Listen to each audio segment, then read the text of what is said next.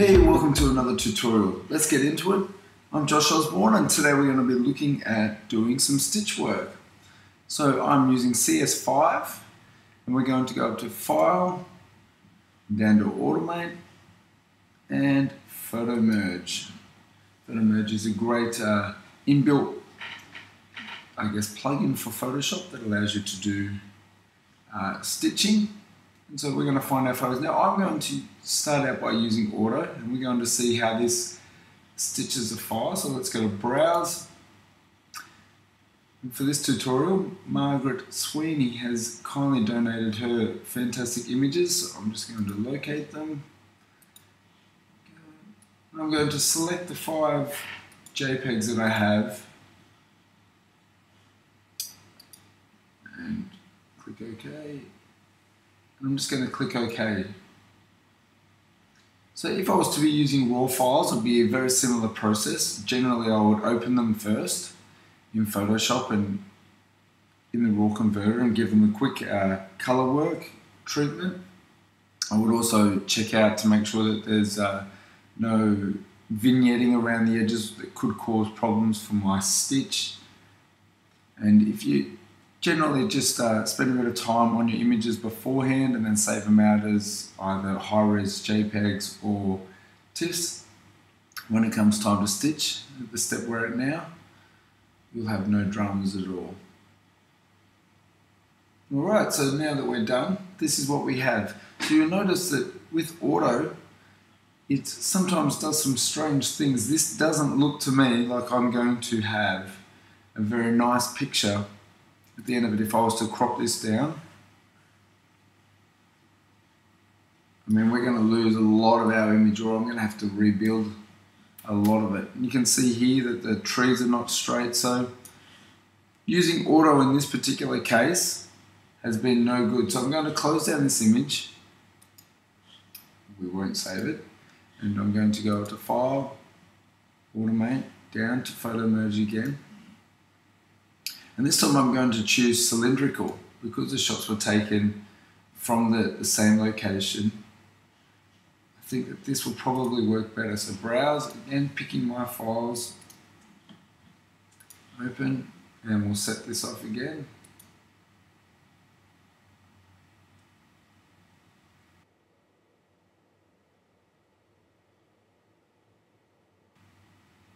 So we can see here that already cylindrical looks like it's done a far better job of getting our image aligned and the trees are straight. Let's just have a look. So we've got straight trees.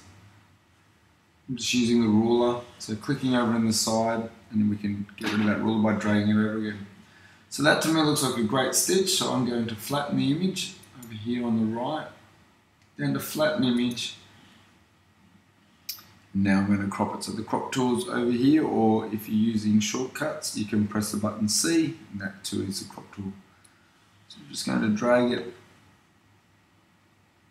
and get it right over to the edge.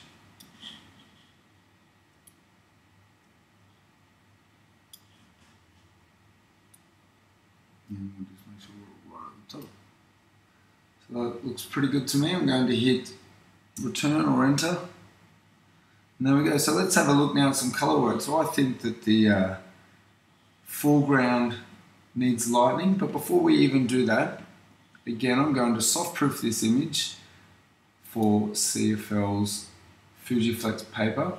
So we'll go across to Custom, View, Proof Setup, Custom, and you can find here CFL Lambda Flex 061123. And we want to leave it on perceptual. We can preview that on and off. So I'm just going to leave the preview on and OK that. You'll see up the top here, it now says what our soft proof profile is, which is the Lambda Flex. You can see down here that we're still in sRGB in this case, the images were. And you can change that if you can't see it, just by clicking on the little triangle and document profile. Alright, let's get started. So I'm going to do a levels and just to lighten off a bit and change some of the mood. So I'm going to actually go into red. I think it's a little cold, so I'm going to just lift that up a bit. Counter it with some cyan in the shadows. Alright, we're going to go down to blue. I'm going to bring that in a bit as well. Not too much. But let's have a look. So we can see now how much warmth we've now added to this shot. So we'll rub it out of some areas. We'll make sure that doesn't get out of hand. Now look, I recommend getting across to CFL's website, www.createdforlife.com. Head over to blog. When you go to blog, there's all sorts of great articles and things that will help your Photoshop skills, along with a great tutorial on the color wheel and how color works. And it's a great thing to study how all these colors work, because when you are doing lots of color work, as we're going to be doing, it's great to know how to fix things by knowing what the opposites of certain colors are, how to remove color cast. So check that out. You can also check us out on Facebook, where we have lots of different competitions. We have great articles and things written, along with a great community of people. So get along, check that out at Facebook and also CreatedForLife.com. But back to our working piece. Okay, so we've warmed this up. I'm going to, again, let's have a look at what we've done. So that's warmed it up nicely. Now let's go through and we'll lighten up our image. So I'm going to use the curves and I'm going to try to get into all these shadow areas. So, maybe somewhere around there. It's pretty good. And I'm just going to pull this back a little bit because I don't want to blow out my highlights. So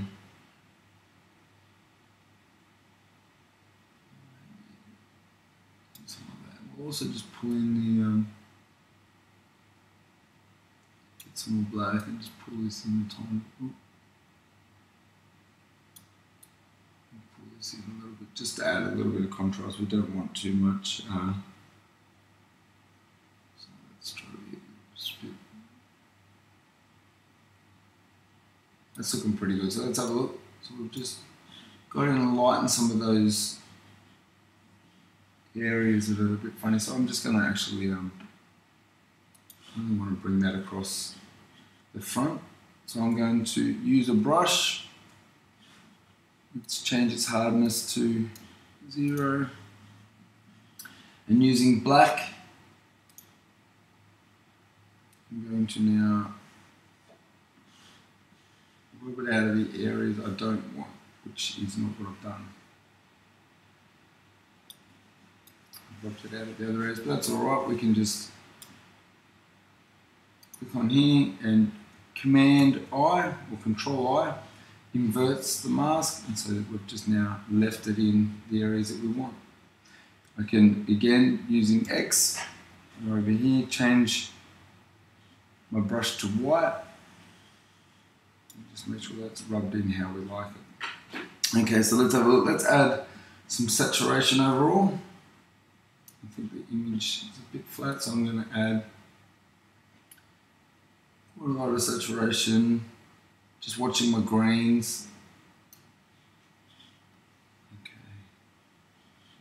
I'm a bit concerned about some of these red areas here, so I'm actually going to go in and just to reds. We're going to just deset some of the reds a little bit, not too much. This way it's starting to look pretty good to me. Okay, so let's add another levels overall.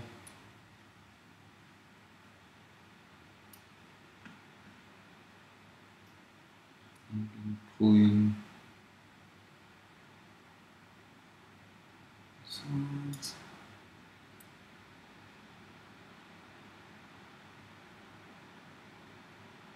It's starting to look really nice there. Okay, and there's some areas that are blown out here, so I'm just going to, using my brush again, change it to black, make sure that we're on the layer mask, and just rub some of those areas out. You can use a 50% brush, so let's change that. Okay, just get some of these areas.